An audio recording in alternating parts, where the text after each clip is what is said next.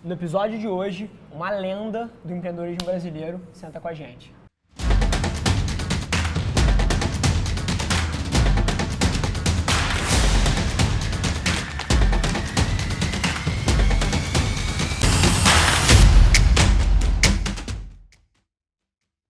Fala galera e sejam bem-vindos a mais um episódio extraordinário, episódio número 71. E hoje a gente senta com o Alfredo. Assim, prazer enorme estar com você aqui hoje, de coração. Próximo. Obrigado por ter aceito Só o o convite programa aí. que é perigoso, né? 71. Se tivesse um na frente aí, já ia ser uma coisa perigosa, questionável. Vamos chegar lá, mas tomara que não seja você. A gente Faltam faz, 100, a gente faltam faz um 100. convidado especial no programa 171. Mas não sou eu esse cara, Quem é não. que tu indica? Aí é complicado. Mas tem uns nomes aí pra mandar, entendeu? Show. Uma maravilha, assim, eu acho que introdução pra você, pra galera ligada em empreendedorismo é quase que não necessária, mas pro 1% das pessoas que não te conhecem, cara, queria pedir pra você soltar pra gente aqui o gibi 001 da tua vida. Assim, nasceu. O que você fez até estar sentado nessa cadeira aqui? Conta um pouquinho da história pra gente. Já te aviso que eu vou te interromper pra caralho, porque a tua história é sensacional e eu acho que tira muito insight pra galera que tá vendo aí do outro lado. Então conta pra gente aí, gibi 0001, Cara, história do Alfredo Soares. Que história é a essa? história do Alfredo Soares, que ele começou desde moleque ali, já atleta. Meu pai sempre me jogou no esporte desde cedo, assim. Eu me lembro que ele sempre falava isso pra mim quando eu era molecão, que ele me botou na natação muito novo e Legal. tal. E aí da natação eu fui pro polo, que foi onde eu saí do esporte amador para um esporte onde eu cheguei a me profissionalizar. Então eu sempre cheguei a usar o esporte, ter o esporte como um trabalho. Não era só algo de diversão ou, Legal. sabe, uma atividade física. Agora, polo aquático acho que é mais do que uma atividade física, né? Que é uma porradaria franca. Eu descobri isso semana passada, sabia? Eu achava o esporte maneiríssimo. Pô, cara, assim, troca de bola, não sei o quê. Fui tentar treinar. Não, me contaram. Achando que era aquele joguinho de hotel que fica jogando a bola um pro outro. Exatamente. E aí me mostraram uns vídeos de debaixo d'água. É trocação Polo franca. é o segundo esporte mais acho que, de Violento. atrito. Primeiro é o UFC. Não, o primeiro acho que é o rugby.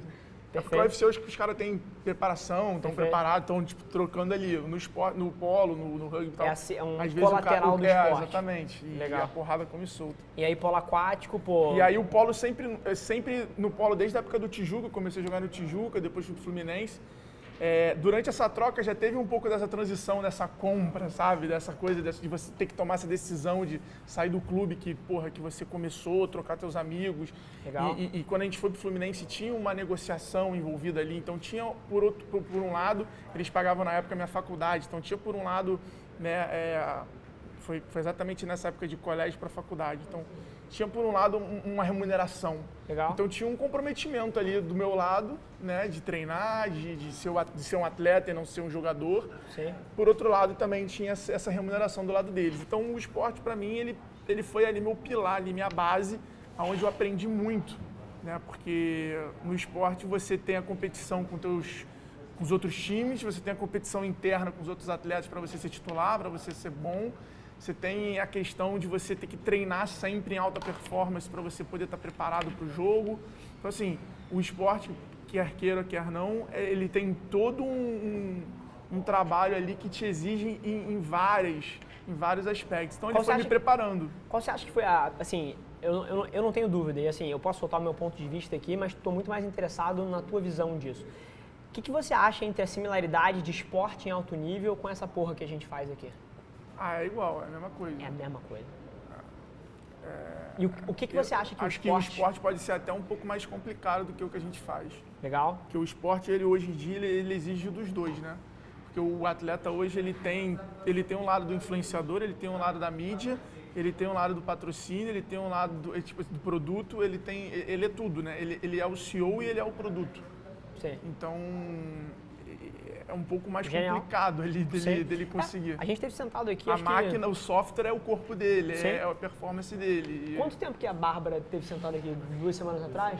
Teve, medalhista de prata da Olimpíada sentada aí na cadeira que você tá, campeã mundial, enfim, assim, atleta de ponta brasileira. E justamente essas coisas que ela trouxe. Essa coisa de você ser atleta, você é um empresário, você é o mídia, você é o criador de conteúdo, meu irmão. Você é um pacote completo ali numa coisa só. E quando a gente está falando numa empresa, você muitas vezes você criou um produto, você desenvolveu, você tem a tua equipe de produto, então você tem ali, você tem que ser um bom gestor daquilo tudo, você tem que saber inspirar o teu time, você tem que saber direcionar o teu time, você tem que saber gerir uma crise. No esporte já não, no esporte a crise é você. Né? Então, eu acho que no esporte, entre o atleta de alta performance e o empreendedor de alta performance, talvez o atleta tenha um desafio maior aí ainda. Legal. E você falou, inclusive, que o Fluminense ajudava na sua formação na faculdade. Que tipo de aluno você foi? Aluno bom, horrível, Cara, médio? Não. Acho que meu pai e minha mãe, assim, sempre me deram uma tranquilizada muito grande em relação a essa questão de só tirar 10. Legal. Então meu pai sempre falava assim, cara, teu objetivo é passar de... Meu pai sempre me ensinou uma coisa que eu acho que era... Que eu depois fui, acho que aprendendo realmente, que eu acho que tem uma diferença, né, entre a gente aprender e a gente saber. A gente sabe muita coisa e demora a aprender. Mas que a gente não precisa ser o melhor do mundo, a gente precisa ser o melhor, a gente tem que ser o nosso melhor, né? Então meu pai sempre falava, cara, você não tem que ser o melhor da tua turma, não quero que você tire 10, eu quero que você passe de ano, teu objetivo é passar de ano. Então meu pai sempre aliviou muita pressão com isso. Eu me lembro até do dia que eu cheguei em casa falando que eu não ia fazer vestibular, porque eu tinha ido aceitado do Fluminense e eles iam pagar minha faculdade. Então minha mãe na hora ficou meio assim, meu pai também, mas no final das contas acabou que foi a decisão que eu tomei. Eu me lembro de eu falando para ele que eu falei assim, pai, mas você mesmo me falou durante meu último ano todo que quem faz a faculdade é o aluno, não é a faculdade, então não vai fazer diferença e tal. Na minha época, hoje em dia eu acho que menos, mas na minha época eu lembro que realmente esse lance de faculdade pública, faculdade federal, fazia muita diferença na faculdade particular. Não sei como é hoje, não acompanho muito, acredito que ainda assim faça diferença, mas... eu nunca fui aquele grande aluno, mas eu sempre aprendi com meu pai desde cedo, e muito na cobrança, a questão de aprender observando, de sempre observar muitas coisas e conseguir desconstruir aquilo e aprender. Eu lembro que várias ocasiões com meu pai, eu ouvia uma coisa, eu ficava sabendo, ouvia, e aí eu já repetia aquilo, eu já falava sobre aquilo, e ele falava assim, mas você... já pensou, e aí ele começava a fazer esse exercício de desconstruir para mim, me provando que aquilo que eu achava que era, não era.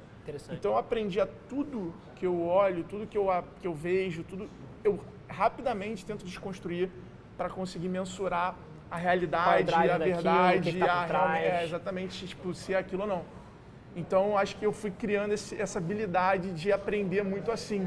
E tendo um pouco mais de contexto em você, eu sei que também você desde muito moleque já começou a meter a mão, já sempre foi meio vendedor, sempre foi meio de fazer as coisas. Isso aí desde novo, eu acho que eu já tinha esse lado comunicativo. Sim. Mas eu me lembro de ainda no colégio ter vergonha de apresentar trabalho em grupo, sabe? Eu me lembro disso.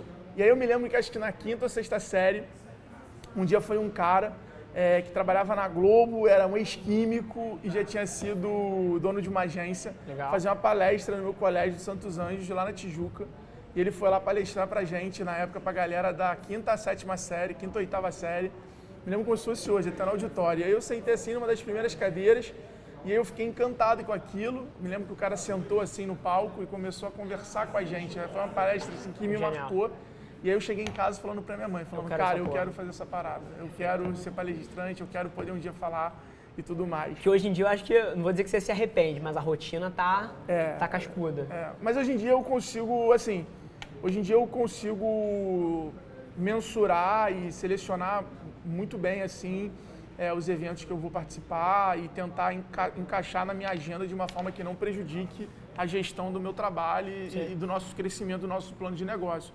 As pessoas às vezes olham e falam assim, pô, mas ele hoje em dia só dá palestra e tal. Cara, as pessoas têm que entender que isso tudo faz parte de um planejamento, de um plano. Então tem muita palestra que eu dou que eu estou vendendo ali. Sim. Ao invés de fazer uma reunião one-to-one, eu estou ali vendendo para 100, 200, 300 pessoas. Perfeito. Então tem muito evento que eu faço que faz parte de uma construção, de mídia, de uma série de coisas. Não é só palestra motivacional ou contando uma história. Sim, acaba que a sua história inspira as pessoas a tomarem ação que move os objetivos do negócio. Então a gente está sempre fazendo isso. E hoje eu tento aí tentar criar uma média de pelo menos de 5 eventos por mês também, sempre tentando criar um limite hoje em dia. Então a gente tá passando por essa fase, mas assim, eu gosto muito e não me vejo hoje. São os momentos que eu tenho as principais ideias, que eu tenho os insights. Legal. Então acho que é uma troca ali muito boa e sempre que eu vou para um evento, cara, é assim, é aquela lei do universo, sabe? Eu conheço alguém no aeroporto, eu conheço alguém no meio do caminho, um direct, alguém que manda uma mensagem. Então, assim, quando eu tô nesse movimento, a vida sempre me devolve algo muito bom em troca, independente de por onde. Então, por isso também eu acho que eu fico fazendo tanto isso, porque sempre acontecem coisas boas. E voltando 2 passos atrás aí, assim, essa transição de atleta / universitário para empresário, empreendedor, lá com a Social Rocket lá atrás, a X-Tech Commerce. Conta um pouquinho dessa trajetória do empreendedor aí. Foi o seguinte, eu me lembro que eu entrei na faculdade pelo Fluminense, né? Eu fui esse cara do colégio, nota 7, nota 8. No polo eu era um cara que jogava bem, mas também, tipo, sempre joguei bem, mas nunca talvez fui o melhor do time, mas estava sempre ali fazendo a diferença, ajudando. Sempre fui um cara que tentei sempre aparecer muito nas finais, jogos decisivos, sempre tentei ter esse lado emocional para poder fazer a diferença. Legal. E sempre tive esse lado ali com o time ali, de sempre ser um pouco desse líder ali para o time, não como capitão, mas como um líder de referência mesmo, sabe? E como amigo e tudo mais. E sempre fui caminhando pelo esporte dessa forma, até eu entrar na faculdade e aí conhecer a agência experimental da faculdade e aí começar a conhecer essa rotina do trabalho. Publicidade, não foi? Foi, na universidade, né? Universidade. E aí conheci esse lado do trabalho, né? Na época como atendimento eu entrei. E aí eu lembro, cara, que meu primeiro período na faculdade eu tive uma apresentação em grupo que era para todos os períodos. Cara, sério, uma das minhas grandes habilidades é a memória. Eu me lembro como se fosse hoje. Hoje, uma das pessoas do grupo, Gustavo Vale, trabalha comigo na Vetex. Na Vetex. E a gente fez um grupo e a gente apresentou. Eu me lembro do grupo, era Iamê, Thaís, Gustavo, Alexandre. Me lembro, é sinistro, já tem bastante, tem 10, 12 anos. E aí a gente apresentou ali em Ipanema, na faculdade, era para todos os períodos e era uma concorrência. A gente ficou em primeiro lugar empatado com outro grupo. Acabou que deu um empate, os professores eram a banca. Dali a gente foi para essa agência experimental. Nosso grupo acabou indo para essa agência experimental, eu fui para atendimento. E eu me lembro, cara, que eu tava com muita vergonha de apresentar pro grupo todo, sabe? Muita vergonha. E aí hoje, quando eu me vejo dando palestra, eu falo, cara... Sem se preparar, basicamente. Porque no ritmo que você faz, não tem preparação. Não, sobe no palco e... Não tem. E aí eu falo, cara, que loucura. E aí foi quando eu ali fiquei, e aí eu comecei a vender cartão de visita. Na época eu fiz um curso do Sebrae, mesmo eu estou em atendimento, eu sabia criar no Corel e no Photoshop. E aí ali eu comecei a vender cartão de visita e trabalhar como atendimento. Então eu era meio que um freelance e trabalhava na agência experimental da faculdade. Genial. Era ali. E treinava polo aquático de noite. E aí um dia o meu professor chegou para mim e falou, a gente era estagiário, né, na agência experimental, e aí para eu ser promovido na agência experimental, o meu professor falou que eu tinha que tomar essa decisão de como é que eu ia fazer com o esporte. Atleta, perfeito. Porque o polo, mal ou bem, vira e mexe, tinha que treinar de tarde, eu tinha que faltar para viajar para jogar, e isso estava começando a ser complicado. E aí eu me lembro, cara, que a grande virada, assim, que eu tive em relação a isso, nessa época eu tomei a decisão de continuar no esporte, porque ele pagava a minha faculdade, então não tinha como eu tomar a decisão. E vamos falar, contrária. É difícil para alguém que cresceu no esporte, cara, isso é um pilar do nosso dia, difícil, é muito difícil. Sim, você não roda em alto nível se você não fizer um exercício, 3 vezes por semana. Cara, eu vou te falar, hoje um dos meus grandes desafios é esse, eu conseguir manter essa qualidade de vida e tudo mais. Ainda mais que eu operei o joelho, então vira um desafio constante. Foda. Sim. E aí eu me lembro que aconteceu isso e aí eu falei, cara, já que eu não vou estagiar mais na faculdade, eu vou procurar estágio. Legal. E aí foi quando eu fui procurar estágio em várias agências, pedi várias indicações.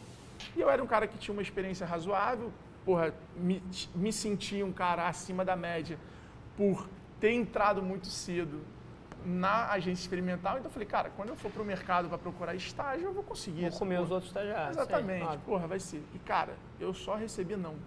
Eu me lembro até hoje, eu fui na Binder, fui na DM9, na época na Torre do Rio Sul, fui numa agência no Jardim Botânico, que agora eu me esqueci o nome, mas era famosíssima no Rio na época. Fui em umas 5 agências, todas essas me fecharam a porta. Aí, perderam, hein? Aqui, todas. Me lembro da Binder em Botafogo, DM9 na Torre do Rio Sul, todas Fui lá, fiz a entrevista, mostrei o portfólio e tal, me fecharam a porta. E aí eu fiquei, me lembro que, ainda fui roubado, ainda roubaram o meu carro, cara, quebraram meu vidro e roubaram o meu rádio. Aquela lei da atração, né? Sim.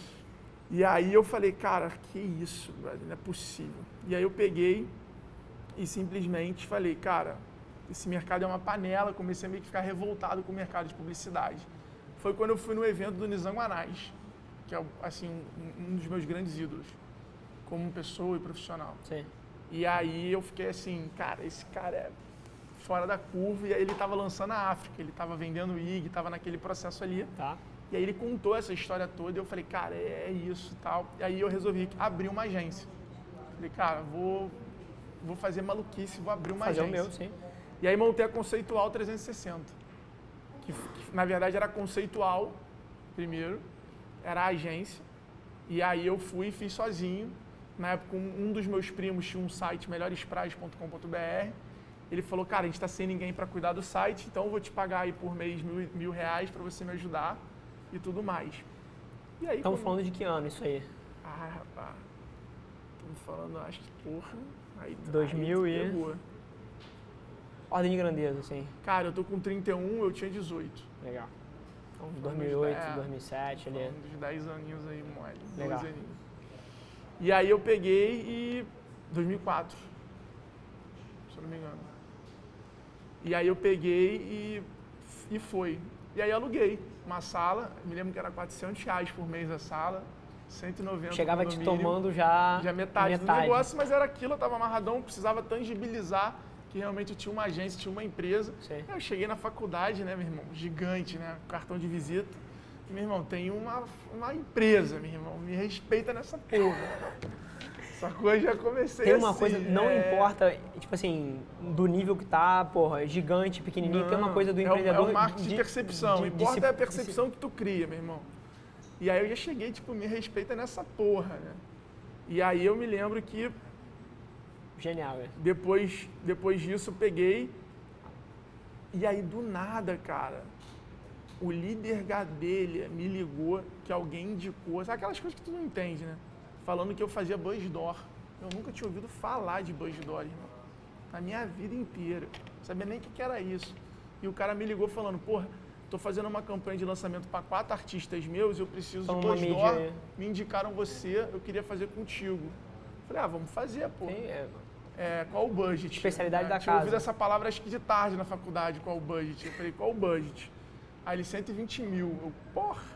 Especialidade. Fiquei firme no telefone, falei, não, pode deixar, estou preparando uma campanha para você, te mando mais tardar, acho que amanhã te mando isso. E aí, peguei, liguei para todo mundo que eu conhecia, falei, irmão, que porra é essa de Buzzdoor, para onde a gente consegue? Aí conseguia, aí peguei, liguei para o Vinícius, que era um cara que eu tinha conhecido nessa vida de designer, feito uns freelas, e aí ele, porra, me deu o contato do cara. A gente foi lá, o cara deu os preços, eu passei pro cara, botei uma margem legal. O cara me pegou, tipo, 2 dias depois, falou, tá fechado. Eu falei, puta que pariu. Eu falei, cara, agora eu tô rico, meu irmão. Tipo, 3 meses de agência, ganhei 40 mil, sei lá, na época era tipo 40 mil. Eu falei, porra, meu irmão, já vou me mudar pra San Diego, vou fazer outro intercâmbio, entendeu? Já acho que eu vou tirar férias. E aí fiquei amarradão, a gente executou a parada, porra, aí depois deu um problema do cacete, o cara não pagou a segunda parte. E aí eu vi o lado do empresário, que é você assumir a inadimplência, o cara não pagar, você tá esperando dinheiro, você não recebeu o que você estava esperando. Se comprometeu com outras pessoas. E aí eu vi o que ia ter uma confusão em várias reuniões e tudo mais. Mas dali nasceu a Conceitual. Aí dali em diante eu tinha sentido o gostinho da agência, né? E isso demorou 3, 6 meses para rodar a campanha toda e tudo mais. Então, o que aconteceu? Acabou que a autoestima lá em cima, você vai querendo se meter em outras concorrências, você vai prospectando cliente. Então, eu fui chamando pessoas que estudavam comigo para me ajudar e tal, não sei o que lá. E aí, numa dessa, foi meu primeiro problema de sociedade. Então, eu acabei chamando um amigo meu da faculdade, que era um designer muito bom, era um cara mais criativo. Problema, você falou? E aí eu tava indo pro lado mais do planejamento. Esse é um tema delicadérrimo. E aí eu era dono 100%, e aí essa pessoa entrou, e aí, porra, na época minha mãe era sócia no contrato social, eu tirei, botei ele, e aí, enfim, depois o cara praticamente não agregou tanto, não trouxe nada, e acabou na hora de sair, queria até um dinheiro. Mas, enfim, depois a gente se resolveu, acabamos seguindo amigo. E aí era isso. E aí eu tinha a agência, né, na mesma salinha, né? A gente chegou aí, tentamos fazer uma fusão com esse Vinícius, tentamos trazer um outro cara que era do mercado de automotivo. Cara, tentamos fazer já vários movimentos assim, que ali eu já falava assim, cara, ou eu sou muito maluco, ou eu tô, porra, construindo um negócio tentando legal. fazer. Não, tô gastando muita energia. O teu drive é que você achava que não estava tendo o payoff. Porque eu tava tentando fazer essa fusão, tentando crescer, tentando ver, e assim, as coisas não estavam acontecendo, eu estava vendo que eu não estava construindo e nem estava fazendo negócio, entendeu? Então, acho que eu estava começando a perceber que talvez estava faltando experiência para eu conseguir fazer as coisas que eu estava tentando, e eu estava naquela ansiedade de querer construir as coisas, que eu acho que é o grande desafio do empreendedor ali, é a briga com a ansiedade dele. Sim. Né? A gente quer ter antes de ser, né? Sim, inclusive, deixa eu te fazer uma pergunta nesse tema. É uma coisa que, assim, eu enxergo como uma praga hoje em dia. Eu acredito que todo empreendedor tem que saber vender, tem que saber se vender. Mas a gente está chegando... O Bruno da Corleone fala isso, né? A única profissão que existe no mundo é vendedor. Vendedor, né? Sim. Mas a gente está chegando num ponto, bicho, que, por exemplo, eu fui sentar com um empreendedor, moleque novo, tem 20 anos de idade, assim, cabeça boa. Mas, cara, eu fui sentar com o cara conseguiu uma reunião comigo, achei interessante o business dele. E aí sentei com ele, vendeu, pô, nosso produto é uma plataforma educacional, pô, nosso produto é isso, não sei o quê, pô, focado num nicho, não tem ninguém fazendo, o cara não sei o quê. Porra, achei genial, não sei o que, pô, vamos marcar uma reunião, vamos começar, vamos investir, não sei o quê. Aí na hora que você puxa, não, assim, é conceito ainda, não tem vídeo, não tem plataforma, não tem nada.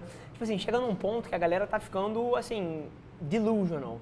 E aí eu acho que tem um drawback, assim, eu sou totalmente a favor de você vender, de você jogar na frente, correr atrás para fazer. Mas o que você acha dessa galera que tá eventualmente overselling, tipo assim, falando muito mais do que é e eventualmente até criando drivers errados? Eu vejo um pouco disso em alguns lugares. Esse é elas acabam passando um incentivo um pouco deturpado para a galera. Todo mundo hoje em dia quer ser CEO de alguma coisa. Quer botar o nome não sei aonde, quer mostrar um negócio. Mas assim, tem um limite aí ético em algum lugar. Eu acho que não é nem ético, eu acho que o empreendedor, né, o que ele tem ali durante muito tempo é a questão do ego dele. Sim. É o sair na mídia, a gente vê hoje milhares de empreendedores levando um lifestyle muitas vezes totalmente baseado no valuation da empresa, né? E não o quanto ele tem no bolso ou o quanto ele tem no banco. Mas sim no quanto a empresa dele vale. Perfeito. O que é uma coisa completamente maluca, porque a maioria dos contratos de investimento, o investidor ele faz a tua empresa, às vezes, dependendo, valer mais, mas porque lá na frente ele tem uma cláusula que se você não fizer ela valer aquilo, ele te toma mais porcentagem. Então, para ele é muito melhor ele fazer você achar que a tua empresa vale aquilo e ele investir entrando com menos, porque o gatilho de reverso que ele coloca lá na frente é muito maior. Perfeito. Do que ele entrar agora, muito maior. Ele fica lá na frente sem conseguir reverter por mais coisa. Perfeito. Então, dependendo da tua empresa, para ele é muito mais negócio, porque ele sabe que se ele pegar aquilo ali, ele mesmo consegue fazer, às vezes, o negócio pode ser que... Se você não entregar, ele põe alguém dependendo do investidor, ele consiga fazer de forma melhor que você mesmo. Gente, tem vários cases, até que são cases grandes de sucesso aqui no Brasil, que passaram um pouco por isso, né? Vários. Não vamos citar nome, mas tem vários Tem vários. Então, assim, é muito importante esse lance, essa briga pelo ego aí do empreendedor. Sim. O que eu digo é que, cara, se você tem um bom produto, se você tem um bom serviço, uma boa ideia, sempre vai existir um cliente do outro lado para comprar o teu produto, o teu serviço. Então, às vezes as pessoas perdem até energia demais procurando um investidor que, na verdade, vai acabar transformando o cara no teu sócio antes de ser teu investidor. X-Tech, você pegou investimento para começar? Não. Zero? O grande lance, assim, tanto a X-Tech quanto a Social Rocket e as agências, a gente nunca pegou investimento. Perfeito. Na época da Marketing Shop, o que aconteceu nessa história de agência? Eu fiz esse negócio de sociedade, pivotei o negócio, aí fiz a agência virar uma coisa bem Alfredo, bem minha. E aí, na época que eu comecei a ganhar dinheiro, eu comecei a investir em vários negócios, né? Mas era um investir meio que... não era emprestar dinheiro, mas era um investir no negócio dos outros, sempre em forma de produto ou de serviço. E eu comecei a me envolver dessa forma. E isso aí acabou me gerando alguns problemas. Legal. Né? Algumas voltas, alguns problemas que eu tive com algumas pessoas. E isso me deixou depressivo. Porque tudo que eu tinha construído, eu perdi. Quando eu tinha 23, 24 anos, assim, 25, eu perdi. Então é como se eu tivesse voltado ao zero. Eu falei, caralho, me dediquei da minha adolescência pra cacete. porra, deixei de fazer várias coisas, me dediquei à Vera para tentar antecipar a minha vida, a minha independência, que eu sempre me lembro de, porra, ter botado isso e falar, cara, com 30 anos eu quero me aposentar, com 30 anos eu quero me aposentar. E aí, tipo assim, tava longe pra cacete, e aí com 25, porra, eu zerei. Então aquilo ali me levou na lona, fui pro chão, e por causa dos outros, e foi quando eu peguei e criei a Market Shop. Aí na época eu contei com 2 amigas minhas de infância que acabaram, que a gente já fazia algumas coisas juntos, eu já ajudava ela com o negócio de investimento, e aí elas acabaram falando, não, tô com você, vamos investir e tudo mais. E depois na época eu ainda falei da X-Tech com elas não quiseram acompanhar o investimento na X-Tech, eu ia migrar o investimento delas para a X-Tech, e a gente acabou fazendo um acordo porque o Market Shop acabou meio que acabando, né? Sim. Com o nascimento da X-Tech, o Market Shop se tornou ali a plataforma que a X-Tech viu, que eu vi a oportunidade para criar a X-Tech, mas depois ele acabou ficando sem foco. E aí foi o único momento ali que a gente teve um dinheiro de terceiros. E aí foi isso, e aí a gente pegou, fez a agência, aconteceu isso, aí eu tive esse momento, e aí eu tive a ideia do Market Shop, que aí foi quando eu já tive essa ideia do cara, sair do meu mundo e entender que existe um mundo maior. Existe um mundo lá fora que, tipo, eu não podia viver o meu ciclo. Que o meu ciclo é pequeno, que eu tinha que construir o meu ciclo muito maior. E aí foi quando a gente começou a Market Shop com esse conceito de criar uma marca, ir para a imprensa, vender, ter vendedor e tudo mais. Que eu acho que a maioria das pessoas, elas montam um negócio pensando em administrar um negócio. E quando você monta um negócio, tem que pensar em vender o negócio, não a empresa. Você tem que pensar em vender aquilo que você inventou. Sim. O seu serviço, o seu produto, você tem que pensar em ser vendedor. Perfeito. E as pessoas não, a maioria das pessoas, elas têm essa coisa de administrar, de se imaginar dona de um negócio sentada atrás de uma mesa, administrando uma porrada de conta, de números, só vendo e falando assim, podemos investir aqui, não podemos investir aqui. E não é isso. Isso até existe, mas num nível... Não, nem nesse nível. Porque nesse nível o cara tem que fazer reunião com o governo, reunião com o parceiro, reunião com o fornecedor. Sim. Esse nível, aí os problemas são ainda muito maiores, entendeu? O cara precisa estar toda hora fazendo coisa. Quanto tempo a gente tem aí? Show. Mas super interessante.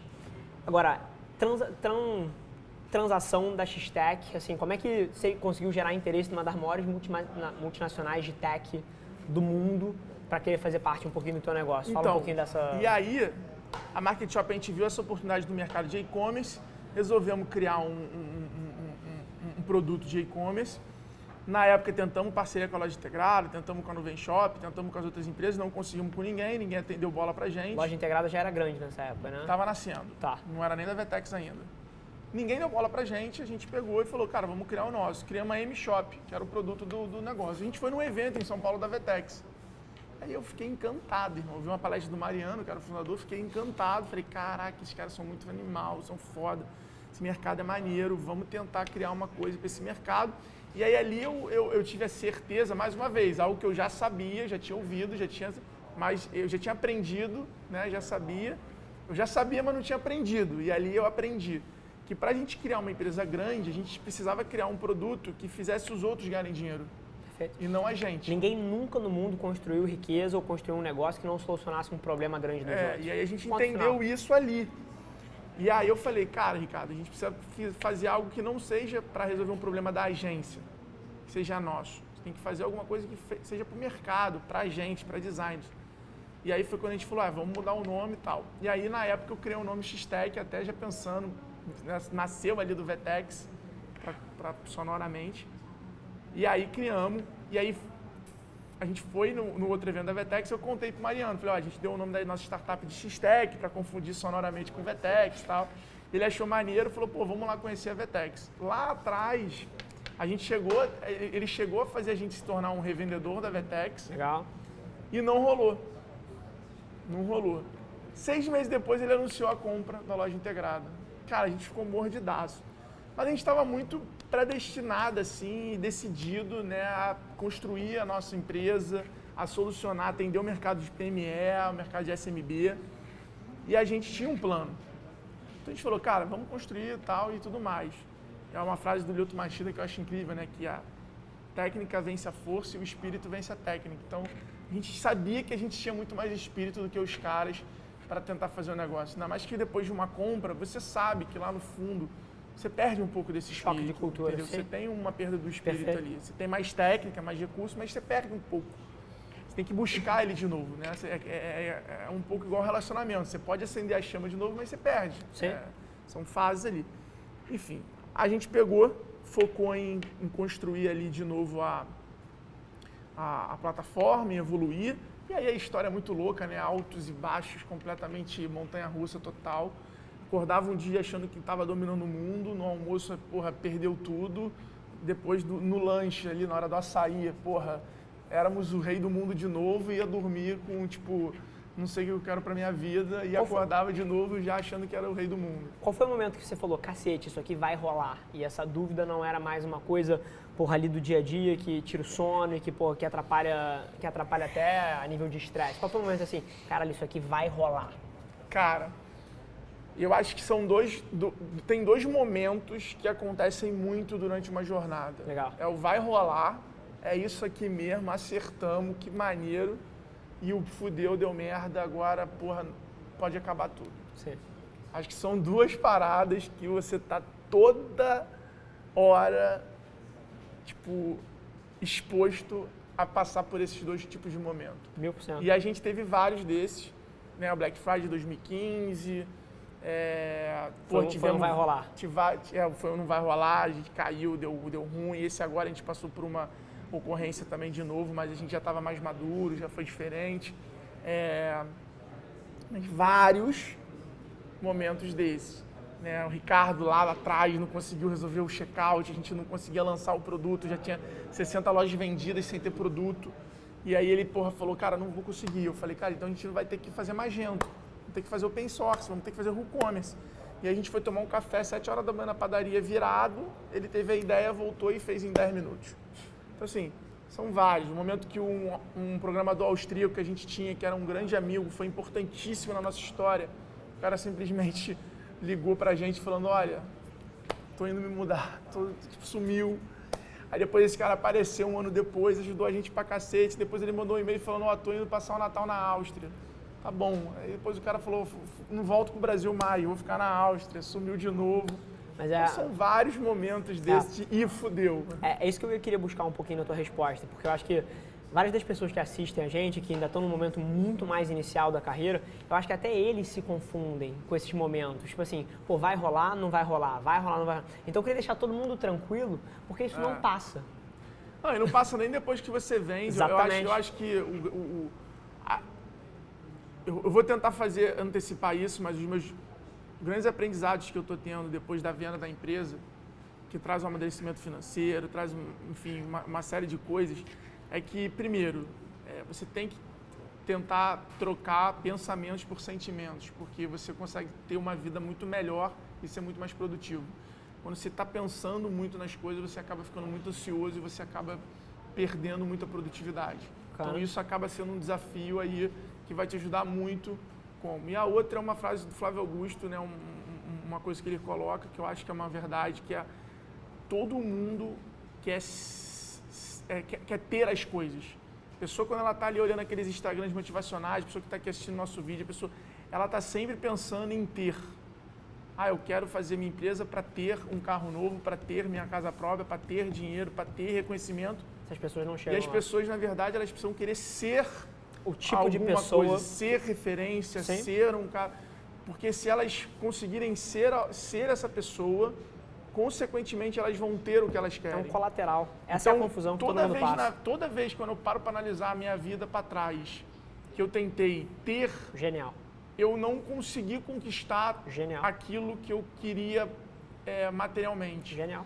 E no momento que lá atrás eu larguei completamente o ter, e eu me lembro que a minha vida era ser um cara reconhecido, ser alguém que ajudava os microempreendedores.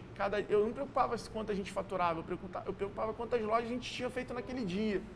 Então, quando eu botei isso na minha frente e a gente focou em construir isso, a gente realmente construiu uma empresa em 3 anos relevante. num mercado altamente competitivo, sem investidor, com todos os desafios que tinha pela frente.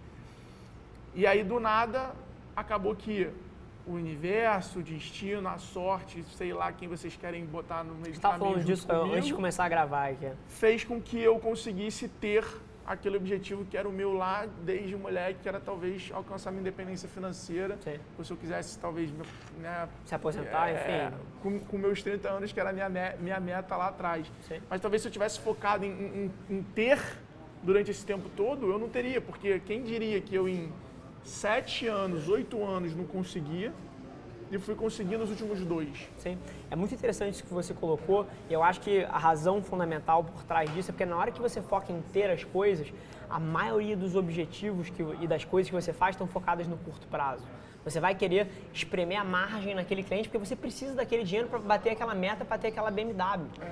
E aí você não foca em fechar o contrato, que vai se tornar um case de sucesso que vai te dar outros 7. Então, na hora que você foca em ter as coisas, você fica tomando as atitudes de curto. E praticamente as grandes vitórias, elas estão sempre ligadas muito a algum não que você deu, né? Perfeito. Algum cliente que você se negou a atender porque aquele cara foge do teu perfil, pelo menos eu acho isso. Óbvio que a vida é feita muito mais de sim, mas eu acho que grandes viradas, grandes momentos estão sempre ligados a quando você renuncia a alguma coisa. Boa palavra, não é nem um não, mas é a renúncia de alguma coisa que você está fazendo ali na tua vida. Algum vício que você tinha, alguma coisa que realmente você vai precisar renunciar. Um cliente, uma mania. E aí quando você faz aquela renúncia, você consegue ter a sorte, aparece... aquelas coisas menos prováveis e tal começam a aparecer para você. Isso é genial. Eu sou economista, né? Então, assim, para mim, trade-off é uma palavra que tudo para mim é trade-off. Tá sentado aqui é um trade-off, que eu escolhi abrir mão de outra coisa. Então, a palavra da renúncia vem do conceito do trade-off e para mim permeia tudo. A hora que você diz não para alguma coisa, você tá dizendo sim para outra. Então, assim, os nãos a gente às vezes não para refletir nos que a gente dá, mas são eles que permitem a gente ter tempo e foco para fazer as paradas que importam. As pessoas sempre falam assim, né? Como é que é a questão de hater, né? Como você acaba virando uma pessoa mais pública. Cara, primeiro a gente nunca vai agradar todo mundo. Quem está assistindo esse vídeo aqui vai ter 1.000 pessoas, 10.000 pessoas, a gente vai agradar metade não, e é isso. Agora, a minha preocupação é tentar responder essas 5.000 que gostaram. Perfeito. A outra metade que não gostou, cara, boa sorte na vida, é isso, valeu, exatamente. Porque, sempre que a gente tenta agradar todo mundo, você não está agradando mais do que deveria e encantando aqueles que gostaram e que realmente merecem a tua energia. E se a gente parar para analisar, o nosso principal hater é a gente mesmo. Porque a gente se auto-sabota o tempo todo, né? A gente tem uma geração aí que é viciada em conteúdo. Que passa fazendo coach, fazendo curso, vendo vídeo, vendo Instagram de motivação, acordando, fazendo post motivacional, postando um Instagram que cria uma vida que a pessoa acaba acreditando numa vida que ela tem, que não é a vida dela real. Então a pessoa constrói ali uma vida com as fotos de uma vida que ela gostaria que fosse a vida dela, mas não é a vida dela. E na hora que ela olha para o que ela tem, ela olha aquilo ali, expectativa. acha que a vida dela é aquilo ali, mas na hora que ela vai... Não é a vida que ela está vivendo por trás, entendeu? Então ela vai tentando viver poucos momentos só para construir no Instagram a vida que ela gostaria de ter. E a gente vê uma geração viciada em conteúdo que bota pouquíssima coisa em prática, sacou? Perfeito. A gente vê nego indo a um evento, indo a outro, lendo, e fala assim, cara, tá bom, mas esse ano, o que você viu, aprendeu, que você botou em prática? Aí tipo assim, não tive tempo. Perfeito. Não consegui, não fiz nada. Perfeito. Então a gente vê isso demais e a gente se auto-sabota porque eu aprendi isso fazendo umas análises que eu estava fazendo ultimamente sobre esse lance de pensamento e versus sentimento, que a diferença entre o querer e o saber, né? Muitas vezes a gente quer as coisas, mas a gente sabe que não é o nosso melhor. E aí a gente se auto-sabota. Os nossos pais é a prova disso, né? Eles são prova disso. Porque eles querem o nosso melhor, mas eles não sabem qual é o nosso melhor. Perfeito. Sacou? Eles querem, porque é deles. É aquela parada da proteção e tal. Mas eles não sabem qual é o nosso melhor. Só a gente mesmo sabe qual é o nosso melhor. Se pegar o pai do Whindersson Nunes, ele queria que ele fosse youtuber? Jamais. Não. Com certeza não. Sacou? Ele ia falar, você tá maluco, tal, não sei o que lá. Mas ele sabia que era a melhor decisão para ele? Hoje ele provavelmente agradece a Deus todo dia por o filho ter se tornado YouTube. Mas é isso, é o que o Steve Jobs falava, é muito fácil você conectar os pontos olhando para trás. Mas a maneira que você faz sentido hoje é sentindo aqui. É você ouvindo a sua história, você sentindo a tua intuição, que é o que você falou, que é pensar um pouquinho menos, se julgar um pouquinho menos e ouvir mais o que está vindo de dentro. Genial. E aí o menos é mais, aí você tentar focar e aí é isso, né? Tentar, eu sempre falo isso, a vida ela é a reação das ações, então tentar estar em movimento para ir gerando novas oportunidades, para ir acontecendo as coisas e aí naturalmente você focar em ter uma vida que aumente as chances dela gerar as oportunidades que você quer. Essa é uma confusão que muita gente tem também. Conseguir construir as coisas. Perfeito. E essa eu acho que é a confusão final. Assim, são as pessoas que querem as coisas, mas não têm a vida, como você colocou, que mapeia para aquilo ali. As pessoas querem ter as coisas, ter o sucesso, ter o dinheiro, ter os bens, ter as coisas. Mas elas querem, ao mesmo tempo, ir para a praia todo final de semana, elas querem ir pro bar toda quinta-feira, elas querem ir pra happy hour todo dia. Aí, tipo assim, elas querem ter um relacionamento que elas sabem que não tá ajudando elas no objetivo delas. E aí, cara, elas sabem que não é que aquilo que elas fazem não vai levar elas para aquele caminho, mas é o que elas querem. Então elas ficam se auto-sabotando o tempo todo, optando pelo querer e não pelo que elas sabem que é o que elas precisam para fazer, para elas serem o que elas conseguirem chegar lá. Genial. Então, eu tenho certeza que isso prende muita gente. Agora, assim, para fechar, acho que tem um marco. Então, aí como é que eu fiz essa coisa acontecer? Eu tinha essa coisa, né, por eles, a gente tinha, e a gente começou a crescer muito rápido. E aí tudo acontecia, essa montanha-russa, mas a gente crescia muito rápido, ganhar essa relevância, criar essa percepção de empresa grande.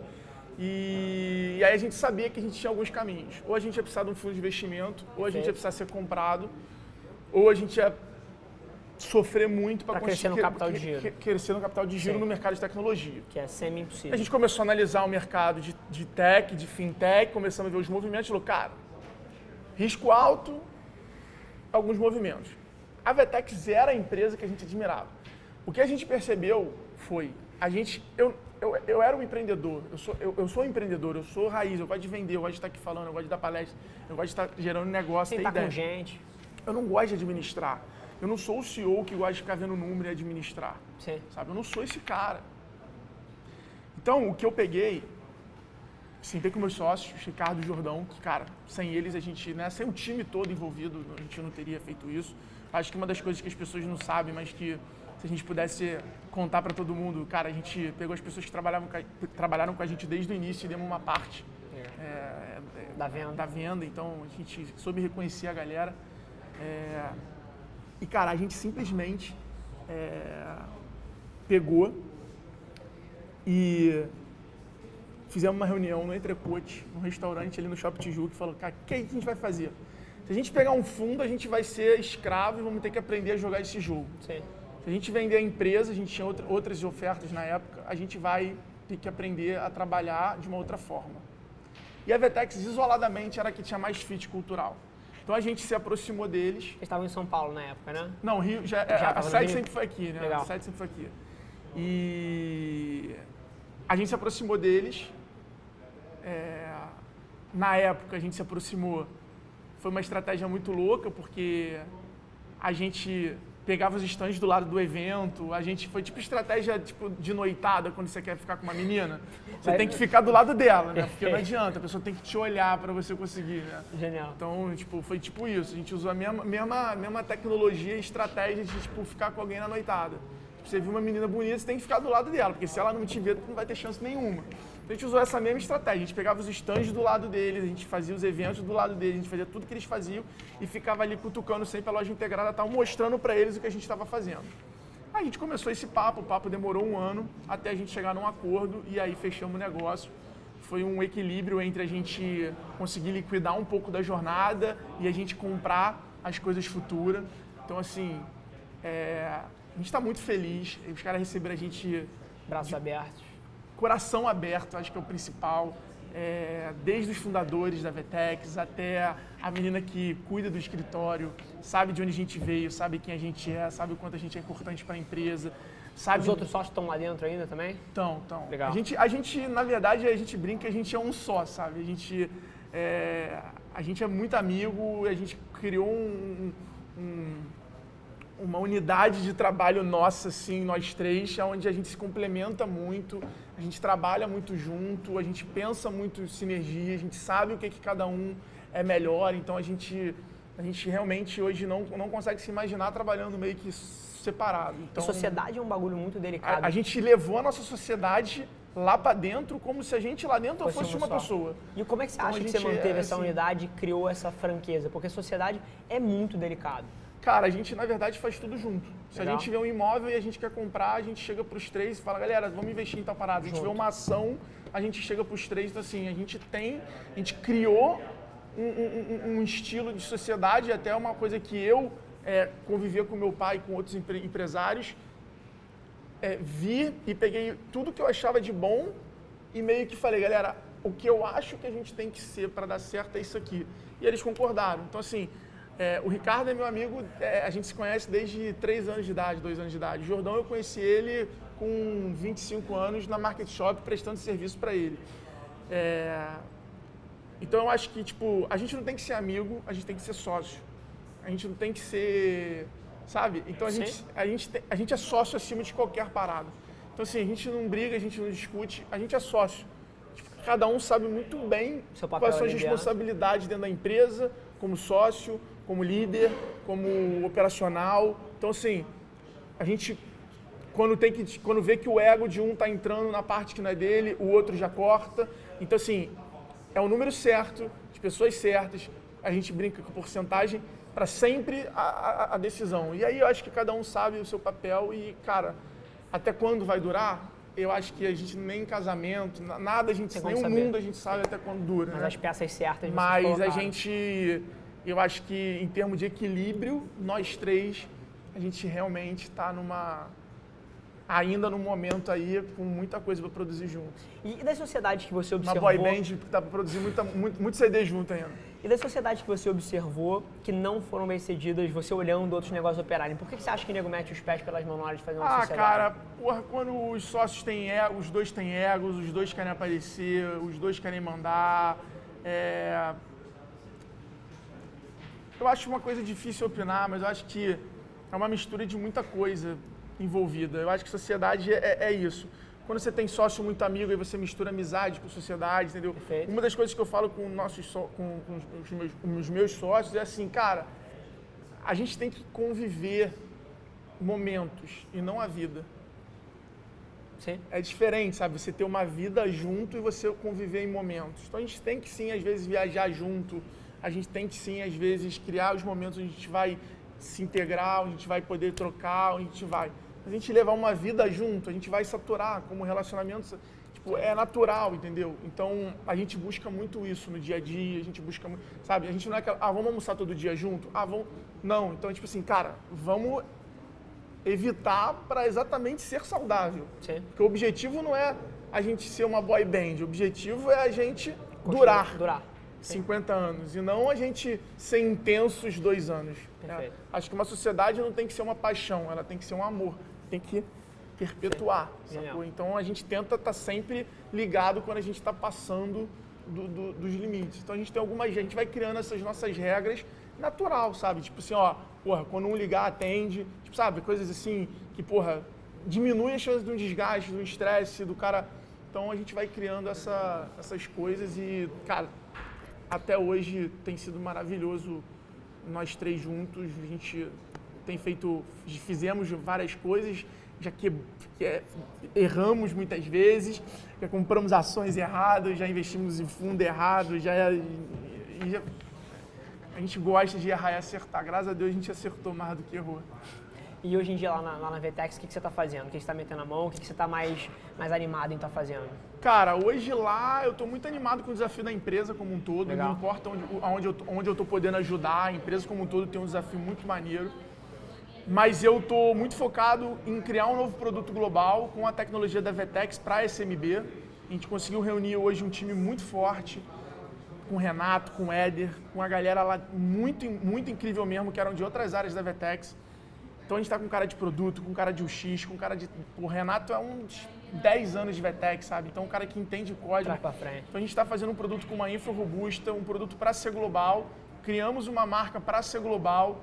Então a gente está assim, estamos realmente muito motivado nesse desafio de criar um produto global. A gente sabe que é muito difícil, que é muito... vai ser intenso os próximos anos. É guerra, a gente é mais fraco, mas aí eu acho que guerra é uma das coisas que me motiva como atleta, é você estar jogando com o time mais fraco contra o mais forte. Genial. Eu me lembro que de todos os campeonatos que a gente jogou, de todos os campeonatos... Sou flamenguista, apesar de jogar no Fluminense. Mas não sou vidrado em futebol não, mas de todos os campeonatos que eu joguei na minha vida, a gente ganhou vários até esqueci. Do meu ano, né, lá que eu jogava. Sim. Campeonato que eu nunca vou me esquecer. Foi o campeonato que a gente ganhou. A gente, como 8-7, ganhamos o campeonato 8-5. Quer dizer, a gente ganhou um campeonato 2 anos mais velho que a gente. No Botafogo, ali no Maitá. E no Polo isso faz uma diferença? Uma diferença absurda. E o time era 8-5, com o César e o Paulinho 8-6, com o técnico Silvio, que era o nosso técnico 8-7. E, cara, assim, ninguém acreditava na gente. A gente foi... E, cara, nada vai tirar o que aquela vitória representou pra gente na carreira durante o esporte. Então, eu acho que quando você é o mais fraco, quando tem o quesito dá um fogo superação, o quesito, Perfeito. cara, Perfeito. Bicho, eu sou tricolor, assim, eu nasci em 91, então eu cresci torcendo para futebol, era viciado em futebol, e o Fluminense nunca tinha ganhado nada. Então, esse mesmo fogo de torcer para um underdog, cara, me motivava pra caralho. Aí o Fluminense ganhou 2 brasileiros, o que aconteceu? Parei de ver futebol. Assim, sinto exatamente eu a mesma acho que coisa essa que coisa você. é muito grande. Então, uma das coisas na época, eu me lembro, que foi energia pra gente, foi a loja Integrada ter sido comprada pela VTEX. Perfeito. Aquilo deixa a gente com raiva e, cara, porra, eu me lembro que... E foi uma das coisas que fez a gente ter muita energia em muitos momentos difíceis, entendeu? Então, eu acho que todo mundo tem alguma coisa na vida pra ser essa coisa pra você segurar na hora que a vida estiver difícil. Que aquela frase, apesar de ser de um filme lá do Rock, meu irmão, a vida, ela realmente... Bate. Ela é de quem aguenta mais apanhar. Sim. Porque vai chegar uma hora que ela vai parar de bater e aí é a hora de você conseguir construir e acelerar. Genial. Vamos para as perguntas? Bora? Fechado. Filipão, o que você separou aí pra gente? Tá? A primeira pergunta do Bruno Raposo, ele pergunta o seguinte: o que você fazia nos momentos mais difíceis? Quando achava que ia quebrar ou quando você fazia tudo do jeito que era para ser feito, mas não dava certo? Eu acho que essa é uma coisa que todo mundo ressoa, principalmente quem está no começo, a gente já de alguma maneira já bateu em cima disso. Mas principalmente quando você está começando, cara, é uma porrada de começos falsos, né? De false start. Você tenta e não funciona, tenta e não funciona, tenta e não funciona. O que você acha que te diferenciou para você conseguir pivotar tanto de nicho quanto modelo de negócio? O que você acha que você pode falar para uma pessoa dessa? Cara, eu acho que primeiro é esse equilíbrio entre o viciado em conteúdo, em você botar muito conteúdo para dentro e não executar e não testar. Né? É fazer rápido, errar rápido, aprender rápido e refazer rápido o que for. Seja numa estratégia de marketing, numa tentativa de financeiro, o que for. Então a gente sempre tenta fazer isso, até hoje é assim. Eu tenho muito essa habilidade do desconstruir. Então, quando eu tenho uma meta, e eu sempre fiz isso, eu desconstruo ela em metas menores para ser mais tangível. Então, eu vou alcançando as metas menores e vou tendo mais segurança para seguir naquele caminho. As pessoas têm muita mania de querer traçar uma meta, às vezes vou dar um exemplo, de comprar um barco, comprar um carro. Como é que você começa uma Como é que você dessa? paga o PVA, como é que vai pagar o seguro, como é que vai ser a manutenção. Se você não souber isso, se você não planejar o quanto você precisa estar ganhando, o quanto você precisa ter por mês, o quanto você precisa sobrar do teu salário, para você ter aquele carro que você quer e você ir na concessionária, sentir, tangibilizar aquilo, entender, aquilo ali só vai ser um sonho, não vai ser uma meta. Então as pessoas são muito sonhadoras, mas elas não transformam os sonhos em metas, entendeu? Elas ficam com isso na cabeça, mas elas não transformam. Então a gente sempre fez muito isso. Cara, aonde a gente quer chegar? Porra, aqui. Tá, mas para chegar aqui, o que eu preciso? Então, fazendo as minhas 24 horas. Eu tenho hoje os eventos que eu quero palestrar em 2019. Porque tem eventos que eu ainda não palestrei, que eu quero palestrar. sabe? Eu tenho hoje quantas vezes eu quero sair nas mídias e quais revistas e o que eu quero fazer em 2019. Assim, você tem que pegar e falar, cara, tipo, o que eu quero? E o que eu preciso para chegar lá? Porque você vai precisar conhecer alguém, você vai precisar fazer alguma coisa antes de chegar lá, entendeu? Por exemplo, se eu quero sair na capa de uma revista, porra, não vai ser porque eu vou ligar pro cara, não vai ser porque eu vou... Não, eu vou precisar gerar alguma coisa que seja pauta para sair na capa de uma revista. Então, você precisa criar uma estratégia para aquilo ali. Sim. Então, são coisas que as pessoas, às vezes, eu acho que elas só pensam no macro e elas não desconstroem para criar o caminho para aquilo ali. Perfeito. E eu acho que assim, se pudesse adicionar 1 centavo em cima disso, depois de desconstruir, bicho, faz. Porque assim... isso aí... assim, eu acho que muita gente chega a desconstruir e é uma habilidade que fica melhor com o tempo. É óbvio que, porra, quanto mais estrada você tem, mais rápido você desconstrói e descobre o que você precisa fazer. Mas, bicho, eu vejo tanta gente, cara. Mas tanta gente que não vai lá e tenta a primeira vez porque tem medo do que os outros vão pensar, bicho. Assim... mas isso aí... Cara, a tua reação já diz tudo. Porque assim, cara, isso sempre existiu. E literalmente as pessoas que sofrem disso vão sempre estar estagnadas. Então, assim, não tem outra variável. Cara, desconstruiu, cara, coloca pra fora. Eu fiz uma live segunda-feira agora que eu desafiei as pessoas a me dar uma data de quando elas vão começar a fazer a estratégia que eu passei pra elas. Eu coloquei lá e eu pedi pro time, a live vai sair do ar hoje, eu pedi pro time salvar todos os negócios, a gente vai cobrar as pessoas, e aí, o que você fez? E aí, o que você fez? E aí, o que você fez? Porque, bicho, a maioria das pessoas desconstrói, chega numa coisa, mas não consegue dar o primeiro passo, bicho, não faz. Esse lance da execução, e aí ela, por não executar, ela já se envolve em outro evento, ela já compra um outro livro, Perfeito. Ela já fica nessa, e aí ela entra no como uma desculpa para não fazer o... E aí ela fala que está se preparando e tal, e aí vai embora. É um aprendedor. E aí vai embora, Filipão, segunda. Vamos lá. A pergunta do Andrei foi o seguinte: quais são os 3 maiores erros que você viu empresários cometerem ao longo das suas carreiras que fizeram que fossem medianos? Galera que tá enxugando gelo. Cara, eu acho que se fosse empreendedor, assim, eu acho que é o cara não aprender, o cara fazer rápido, errar rápido e refazer. Perfeito. E O refazer cara não errado. aprender, então o cara meio que ser teimoso, Perfeito. o cara, tipo, acreditar demais naquilo ali, não, tipo, pivotar, não entender. Sim. Cara, a parte, sério, sempre que eu converso com um empreendedor novo, tipo, cara, a parte do cara entender a diferença de ser empreendedor e ser empresário, parte de contabilidade, fiscal, cara, como o nego não entende isso, é surreal. E que no como Brasil o nego é o nego fala assim, quantidade de vezes que eu converso com empreendedores que o cara fala assim, não, agora eu organizei minha empresa, abri uma conta na empresa e estou depositando tudo nela. Tipo, não, meu filho, para depositar na empresa tem que emitir nota. Ah, não, achei que era só ter uma conta no banco e poder depositar lá nela que eu já estava fazendo, assim, a falta de preparação para a pessoa ser empresária. A pessoa ela está sendo empreendedora antes de ser empresária. Isso aí pode gerar um problema muito grande. Então, esses foram erros que a gente cometeu lá no início, mas que a gente foi aprendendo muito rápido para poder consertar. Sim. E hoje eu vejo muita gente errar. E o terceiro erro, cara, eu acho que é um erro meio desafio, eu acho que é a capacidade de você trazer time para o teu lado e não só trazer, mas reter esse time e você conseguir inspirar, evoluir, mantendo esse cara do teu lado. Eu acho que... Como é que você faz isso pessoalmente? Eu tenho a minha versão, não quero viesar a tua, depois eu dou meus 1.000 centavos. Por que você acha que as pessoas colam em você e compram o sonho e continuam ali? Eu acho que assim, a primeira coisa é você ter uma transparência com eles de onde você está e onde você quer chegar. Para eles verem aonde eles vão se encaixar nesse plano e se aquilo ali supre um pouco o que eles querem. Porque todo mundo tem o seu sonho grande, tem a sua coisa.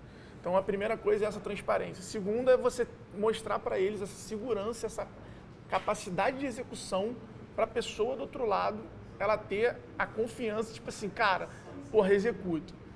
E eu acho que o lance de você aprender, de você inspirar, de você construir para a pessoa que está do teu lado sempre tá se sentindo evoluindo.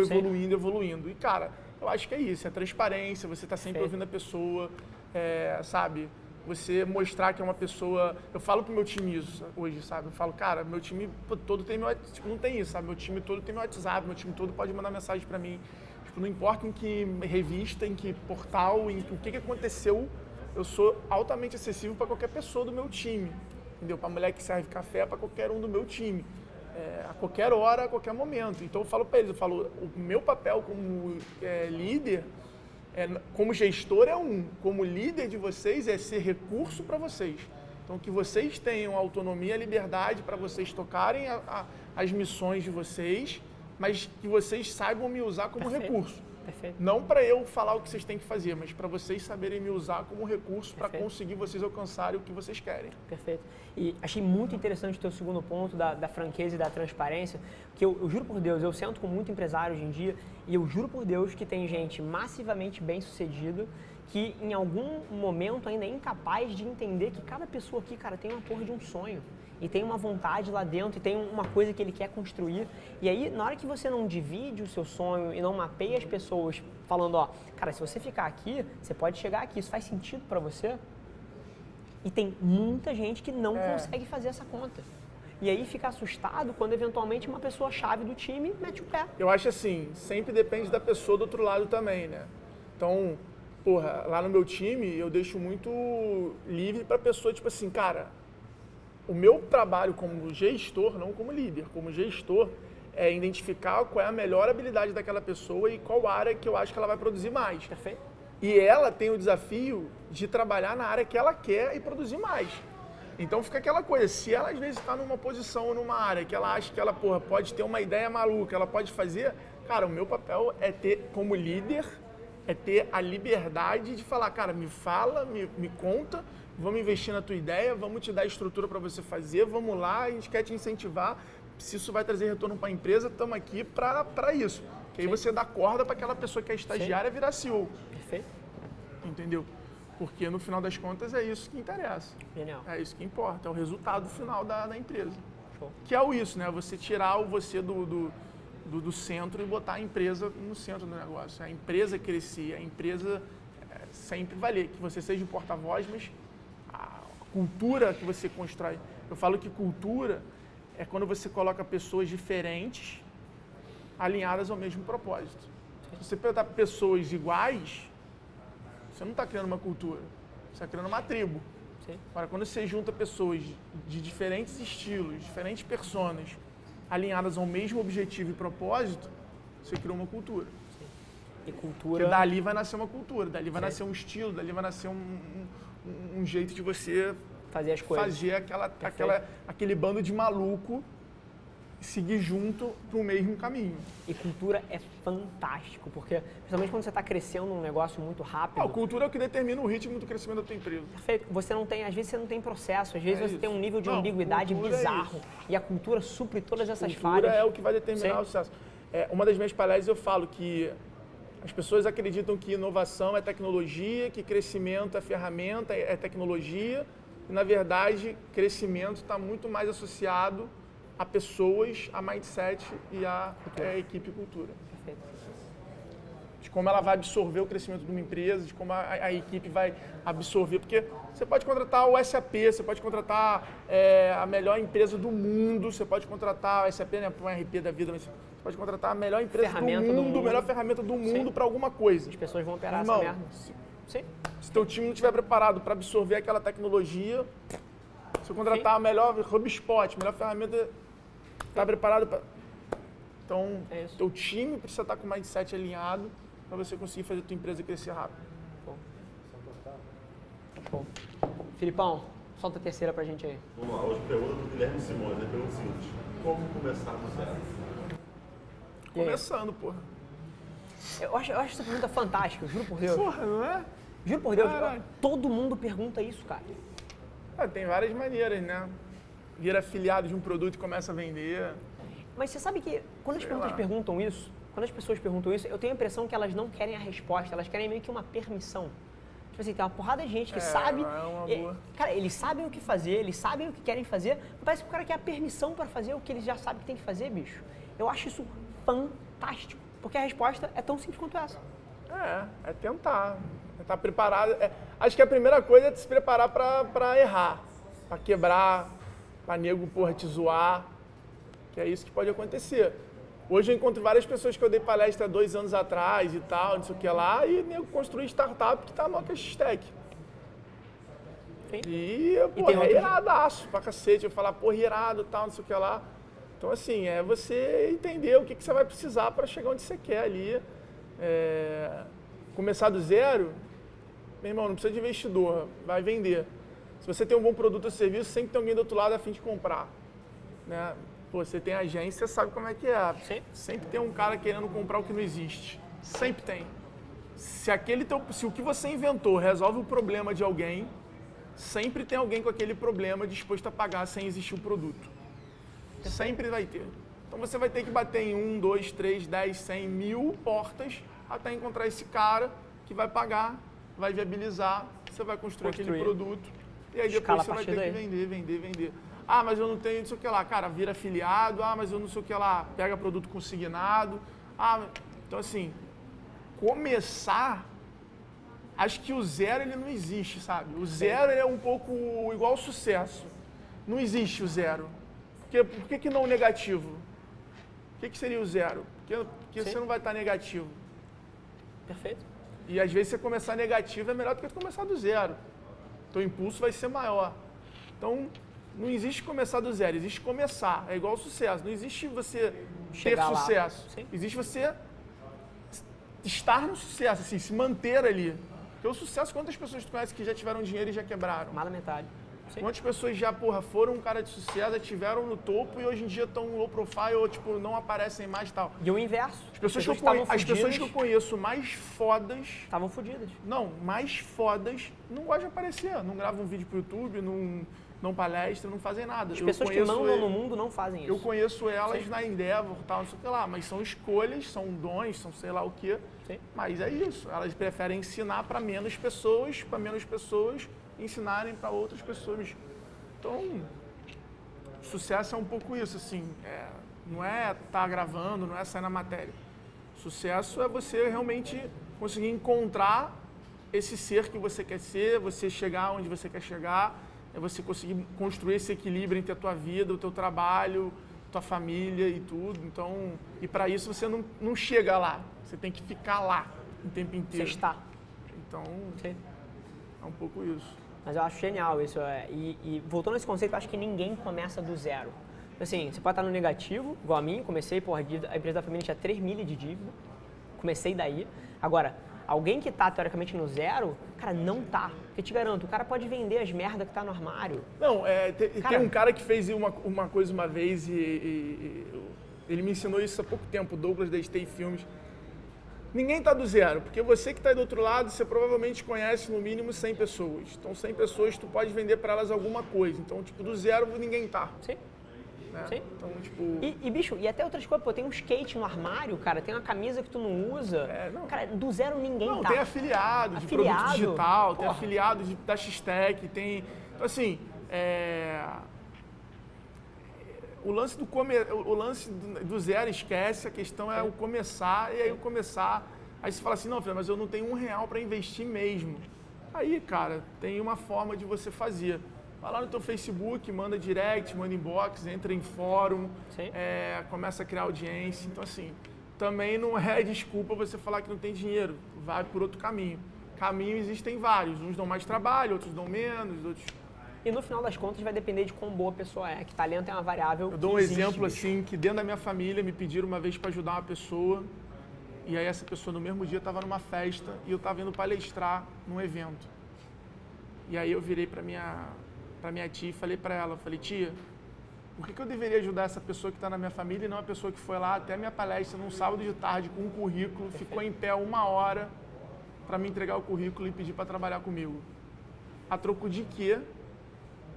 Eu não ajudaria essa outra pessoa. Você não acha que essa outra pessoa demonstrou muito mais vontade do que a outra? Agora, as pessoas querem começar ou querem fazer, mas, se sábado fizer sol, é foda não ir pra praia, né? Tá todo mundo lá. Perfeito. Não sair sexta-feira também. É impossível. Shopping na quinta, eu falo isso do carnaval, né? Nego tem uma disposição no carnaval pra acordar cedo pra bloquinho, pra andar de um bloquinho pro outro. O dia inteiro. Pra ficar, arrumando dinheiro emprestado com quem nem sabe que conhece pra ir pra festa. Perfeito. Meu irmão, se essa pessoa começa o emprego e tu fala assim, cara, tá aqui uns panfletos, dá pra tu pegar essa rua aqui e ir até o final dela prospectando os clientes, porra, Eu? mas eu tenho que vender na rua. Eu? Que isso? Aí tu fala assim, caralho, o cara acabou de voltar do carnaval. Perfeito. Passou 12 horas por dia, 5 dias na semana no sol, no bloquinho. Agora o cara tá reclamando de andar uma rua.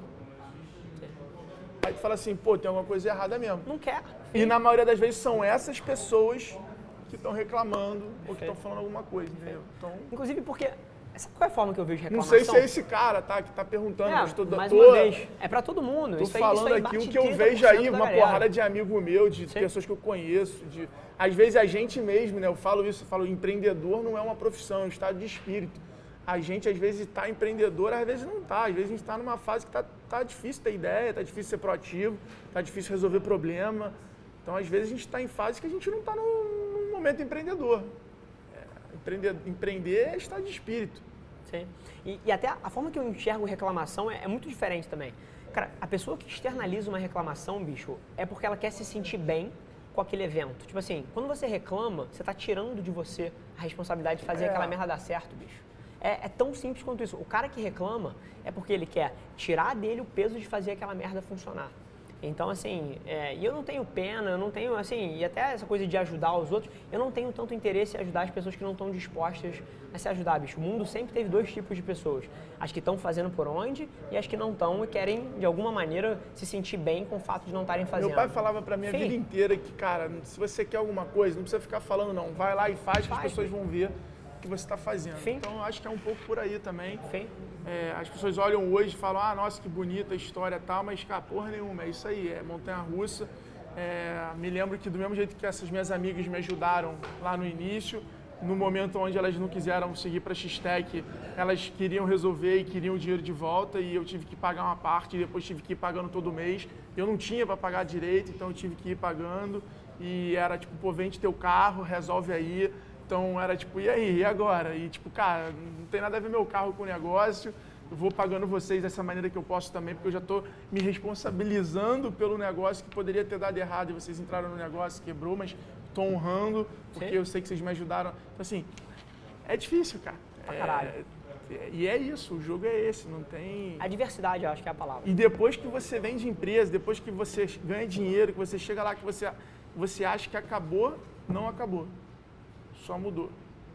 Porque a gente é criado com essa cultura e com esse ensino de que o dinheiro é a solução dos problemas. E depois que você ganha o dinheiro, que é diferente você ganhar de você ir juntando, e eu posso falar hoje com uma autoridade sobre isso, depois que você ganha o dinheiro, que você pode ter praticamente tudo que você quis, os problemas que você falou, cara, eu não vou ter mais. Estão ali ainda. Eles estão ali. Porque você quer mais, porque o que você conquistou, você às vezes fala, porra, eu podia estar ali, porque o teu ciclo que você andava, que era X, virou 3X, então você tem outras referências. A barra então sobe. As contas que você tinha, elas já foram subindo, então você está sempre se colocando numa posição onde você fala assim, cara, preciso de algo, tenho que ir para o próximo nível. Então, você cresce com essa cabeça de que se você chegar no dinheiro, os problemas acabaram e quando você chega, você acorda e fala, o que mudou? Não mudou nada. Mudou nada. Tu vai continuar ficando puto se teu celular vir caro, tu vai continuar... Nada, não mudou nada. Tipo, o cérebro ele não é completamente diferente. Os valores vão mudando numa velocidade onde você segue você vira uma nova pessoa, então os problemas continuam iguais com alguns pontos diferentes. Perfeito. Última pergunta, cara, para fechar, uma pergunta que nunca tá no roteiro, mas assim, todas as pessoas que sentam nessa cadeira aqui, a gente traz elas por motivos específicos, elas sempre tem alguma coisa para compartilhar. E o nome do programa é Extraordinários por conta disso. E aí eu sempre no final do programa eu pego o pulso da pessoa que está sentada aqui do que é ser extraordinário para você. E assim, cada pessoa que senta tem uma definição diferente, a gente nunca teve uma resposta parecida. E na tua visão, na tua visão de mundo, da maneira que você enxerga as coisas, o que é ser extraordinário? Cara, eu acho que ser extraordinário é você conseguir ser a sua melhor versão, é você conseguir construir o seu mundo extraordinário. Perfeito. É você conseguir entender os seus limites, é você conseguir entender o seu equilíbrio, é você conseguir entender as suas, o que você vai negar, né? O que você vai, é você conseguir realmente conseguir botar foco naquilo que te faz a ser a melhor pessoa, você ser feliz. Eu acho que isso talvez seja você encontrar essa questão da vida extraordinária, do trabalho extraordinário. Acho que a palavra extraordinário, acho que ser extraordinário, acho que talvez seja você conseguir encontrar isso. Talvez a palavra que eu escolheria seria liberdade, assim. Acho que ser livre é ser extraordinário. Perfeito. Então, você se sentir uma pessoa livre em todos os aspectos, de trabalhar com o que ama, né? As pessoas buscam muito isso e muitas vezes deixam de amar seu trabalho para trabalhar com o que ama. Acho que é muito mais importante você amar o teu trabalho, porque se você amar o teu trabalho, você vai dentro dele construir uma forma de você fazer aquilo que você gosta muito. Porque todo trabalho tem diversas áreas, tem diversas formas de você fazer. Então acho que isso é muito importante. As pessoas às vezes passam uma vida inteira odiando o trabalho e também não trabalham com o que amam. Então, tipo, que vida é essa? Não muda. Acho que extraordinário, acho que talvez seja você conseguir alcançar esse equilíbrio e a liberdade para construir, para ter uma vida de felicidade. Perfeito. Prazerzaço te receber aqui. O prazer foi meu, incrível. Espero ter agregado aí para geral. Sigam esse cara aqui, que o cara também está ajudando a fazer a diferença aí, vai te ajudar a chegar onde você quer. É o contrário, inclusive. João, se você esquecer as redes sociais do Alfredo, eu te mato. Sobe aqui, segue o cara. Cara, ele posta... Cara, onde você tá mais ativa? No Instagram? No Instagram e LinkedIn. Fechado. Instagram e LinkedIn, sobe os dois. Galera, segue ele. Cara, conteúdo sobre tecnologia, empreendedorismo, vendas. Esse cara é um dos maiores vendedores que eu conheço. Assim, ele senta numa mesa, ele pode estar tomando um chopp, ele tá vendendo. Então, fica de olho. E é isso. A gente se vê no próximo episódio extraordinário.